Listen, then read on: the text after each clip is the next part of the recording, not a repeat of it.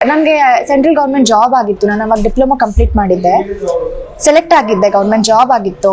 ಬಣ್ಣದ ಲೋಕದ ಸೆಳೆತದಿಂದಾಗಿ ಸಿಕ್ಕಂತಹ ಗೌರ್ಮೆಂಟ್ ಕೆಲಸವನ್ನ ಬಿಟ್ಟ ಹಾಕೆ ತಮ್ಮ ಮೊದಲ ಅಭಿನಯವನ್ನ ಆರಂಭಿಸಿದ್ದು ತೆಲುಗು ಇಂಡಸ್ಟ್ರಿಯ ಮೂಲಕ.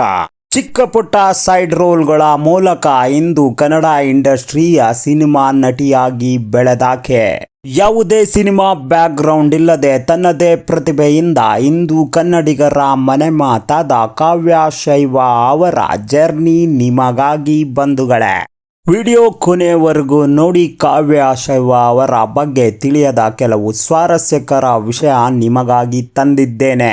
ಕಾವ್ಯ ಶೈವ ಅವರು ಏಪ್ರಿಲ್ 6, 1999ರಲ್ಲಿ ಮಂಡ್ಯ ಜಿಲ್ಲೆಯ KR ಪೇಟೆಯಲ್ಲಿ ಜನಿಸಿದರು ಬಂಧುಗಳೇ. ಶೈವ ಅವರದು ಚಿಕ್ಕ ಕುಟುಂಬ. ತಂದೆ ನಾಗೇಂದ್ರ ಶಾ, ತಂದೆಯ ಅದ್ಭುತವಾದ ಕಲಾವಿದರು. ಇವರ ಪ್ರಾಥಮಿಕ ಶಿಕ್ಷಣ ನಡೆದು KR ಪೇಟೆ ಮತ್ತು ಮೈಸೂರಿನಲ್ಲೇ. ನಂಗೂ ಸ್ಟ್ರಗಲ್ ಇತ್ತು.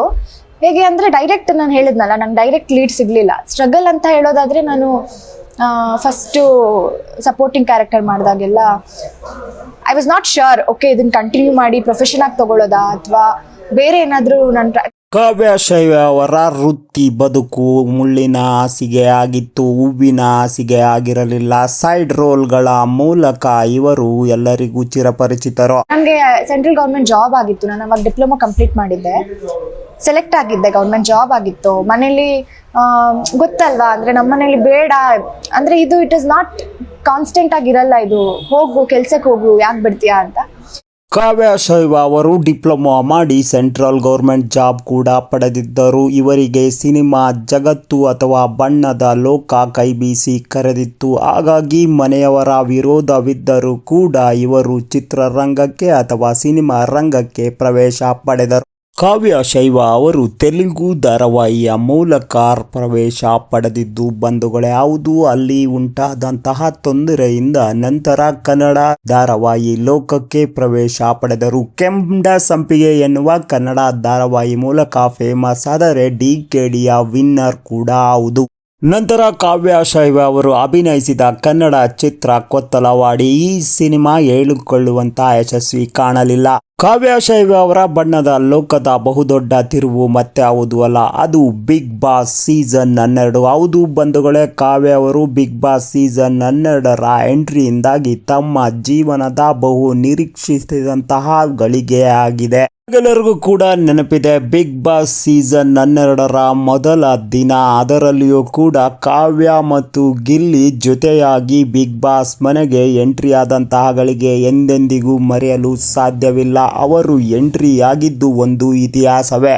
ಒಂದು ವಿಷಯ ನಮಗೆಲ್ಲರಿಗೂ ಗೊತ್ತಿದೆ, DKDಯಲ್ಲಿ ಪರಿಚಯವಿದ್ದಂತಹ ಇವರಿಬ್ಬರು ಕೂಡ ಅಂತಹ ಉತ್ತಮ ಬಾಂಧವ್ಯವೇನು ಹೊಂದಿರಲಿಲ್ಲ. ಆದರೆ ಬಿಗ್ ಬಾಸ್ ಅಂತಕ್ಕಂತಹ ಒಂದು ಬಿಗ್ ವೇದಿಕೆ ಇವರಿಬ್ಬರ ಬಾಂಧವ್ಯವನ್ನ ಗಟ್ಟಿಗೊಳಿಸಿತು. ಇಡೀ ಕರ್ನಾಟಕವನ್ನೇ ತಮ್ಮ ಮನೋಜ್ಞವಾದಂತಹ ಪ್ರತಿಭೆಯ ಮೂಲಕ ಈ ಒಂದು ಜೋಡಿ ಅತ್ಯುನ್ನತವಾದಂತಹ ಒಂದು ಮನೋರಂಜನೆ ನೀಡುವ ಮೂಲಕ ತಮ್ಮತ್ತ ಸೆಳೆದುಕೊಂಡಿತು. ಈ ಕಾರ್ಯಕ್ರಮ ಮುಗಿದ ನಂತರವೂ ಕೂಡ ಈ ಜೋಡಿ ಇಂದಿಗೂ ಕೂಡ ಕರ್ನಾಟಕದ ಟ್ರೆಂಡಿಂಗ್ ನಂಬರ್ 1 ಜೋಡಿಯಾಗಿದೆ. ಏನು ಕೆಲವೇ ದಿನಗಳಲ್ಲಿ ಸೀಸನ್ 13 ಸ್ಟಾರ್ಟ್ ಆಗ್ತಾ ಇದ್ರೂ ಕೂಡ ಈ ಜೋಡಿಯನ್ನ ಜನರು ಇನ್ನೂ ಅಷ್ಟು ಪ್ರೀತಿಸುತ್ತಿದ್ದಾರೆ. ಇವರೋಗುವ ಪ್ರತಿ ಕಾರ್ಯಕ್ರಮಗಳಲ್ಲೂ ಕೂಡ ಇವರಿಗೆ ಸನ್ಮಾನ, ಪ್ರೀತಿ ಪಾತ್ರರಾಗುತ್ತಿರುವುದು ಎಲ್ಲರಿಗೂ ಕೂಡ ಇರುವ ವಿಚಾರವಾಗಿದೆ ಬಂಧುಗಳೇ. ನಾವು ಅನೇಕ ಬಿಗ್ ಬಾಸ್ ಅನ್ನ ಗಮನಿಸಿದ್ದೇವೆ. ಬಿಗ್ ಬಾಸ್ನಲ್ಲಿ ಒಂದಾದ ಜೋಡಿ ಅಥವಾ ಉಂಟಾದ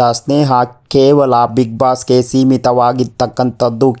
ಕೆಲವು ಮಂದಿ ಮಾತ್ರ ಆ ಸ್ನೇಹವನ್ನ ಪ್ರೀತಿಯನ್ನ ಮುಡುಪಾಗಿಟ್ಟು ಬೆಳೆಸಿಕೊಂಡು ಹೋಗಿರುವುದು. ಆದರೆ ಕಾವ್ಯ ಮತ್ತು ಗಿಲ್ಲಿ ವಿಚಾರದಲ್ಲಿ ಅವರಿಬ್ಬರು ಕೂಡ ಅತ್ಯುತ್ತಮ ಗೆಳೆಯರಾಗಿ ಅತ್ಯುತ್ತಮ ಬಾಂಧವ್ಯವನ್ನು ಮುಂದುವರಿಸಿಕೊಂಡು ಹೋಗಿದ್ದಾರೆ. ಇದರಿಂದಲೇ ಕರ್ನಾಟಕ ಜನತೆಯ ಮನಸ್ಸನ್ನ ಹೆಚ್ಚು ಗೆಲ್ಲುತ್ತಿದ್ದಾರೆ. ಇವರಿಬ್ಬರು ಸೇರಿದ ಕಡೆಯೆಲ್ಲ ಹೆಚ್ಚು ಜನರು ಭಾಗವಹಿಸುತ್ತಿದ್ದಾರೆ.